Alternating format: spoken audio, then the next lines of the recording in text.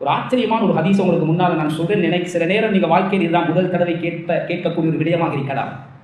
ஸல்லல்லாஹு அலைஹி வஸல்லம் அவர்கள் சொன்னார், இன்ன மின் யும்னில் மர்ஆ, இது அபூ தாவூத் அஹ்மதிலே பதிவு செய்யப்பட்ட ஹதீஸ். ஒரு மனைவி இடத்திலே பரக்கத்துள்ள ஒரு மனைவிக்கு உள்ள விஷயம் என்னவென்றால் 3 விஷயங்களை சொன்னார். தைசீரு ஹுதுபதிஹா, பொன் பார்க்க போற நேரம் உள்ள செலவிகளே இதை குறைக்கணும்.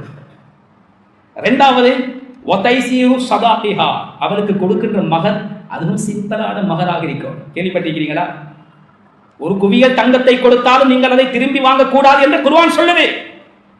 ஆனால் ஹஜ்ரத் ஸல்லல்லாஹு அலைஹி வஸல்லம், அது அல்லாஹ் சுப்ஹானஹு வ தஆலா, நீங்கள் கொடுத்த மகர் எவ்வளவு இருந்தாலும் அதை திரும்ப வாங்க கூடாது. அந்த பெண்ணை விட்டு இன்னும் ஒரு பெண்ணை நீங்கள் முடிக்கின்ற பொழுது ஏற்கனவே முடித்த அந்த பெண்ணுடைய மகரை திருப்பி எடுக்கக்கூடாத ஒரு குவியல் தங்கமாக இருந்தாலும் சரி என்று அந்த திருப்பி வாங்க கூடாது என்பதை சொல்லுகின்ற பொழுது சொல்லுகிறார். ஆனால் ஹஜ்ரத் ஸல்லல்லாஹு அலைஹி வஸல்லம் இந்த அதிகமாக மகர் கொடுக்கிற இந்த விடயத்தை நிறைய இடத்துல விமர்சித்திருக்கிறார். ஒரு சஹாபி ஒரு பேரித்த கொட்டை அளவுக்கு தங்கத்தை கொடுத்துன்னு ஸல்லல்லாஹு அலைஹி வஸல்லம் கேட்கிறாங்க, நீங்க மலையிலிருந்து கொடைறீங்களா தங்கத்தை? இவ்வளவு பெரிய மகர் எல்லாம் கொடுத்து திருமணம் முடிக்கிறீங்களா? ஃபாத்திமா ரலியல்லாஹு அன்ஹாவை முடித்து கொடுக்கும் பொழுது அலி ரலியல்லாஹு அன்ஹு கேட்கிறாங்க, உங்கள்ட்ட என்ன இருக்குது மகர் கொடுக்க? ஒன்றுமே இல்லை யா ரசூலல்லாஹ். உங்களுக்கு கேள்வி கொண்டிருந்ததல்லவா, யா ரசூல், அதை கொடுங்க. சுப்ஹானல்லாஹ். கண்ணியமான கண்வான்களே, அன்பார்ந்த இஸ்லாமிய சகோதரர்களே, வதைசீரு சதாகிஹா வதைசீரு ரஹிமிஹா, இதை நீங்க கேள்விப்பட்டிருக்க மாட்டீங்கன்னு நினைக்கிறேன். உங்களோட மனைவிமார்களுடைய கற்புக்கும் ஓய்வு கொடுங்கள், அதையும் சிம்பிளாக்குங்க.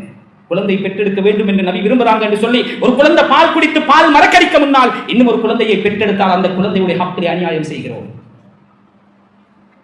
கண்ணியமான கண்வான்களே, அன்பார்ந்த இஸ்லாமிய சகோதரர்களே, 2 வருஷம் பால் கொடு என்று சொன்னா அந்த 2 வருஷம் பால் கொடுக்கும்போது இன்னொரு குழந்தை வயிற்றுக்குள் உருவாகினால் அந்த மனைவி அதை தாங்க மாட்டாள். அந்த குழந்தை தன்னுடைய வேலையை தானே செய்து கொள்ளும் வரைக்கும் அதை விட வேண்டும். இந்த குழந்தை வளர்ப்புக்கு நேரம் ஒதுக்க வேண்டும்.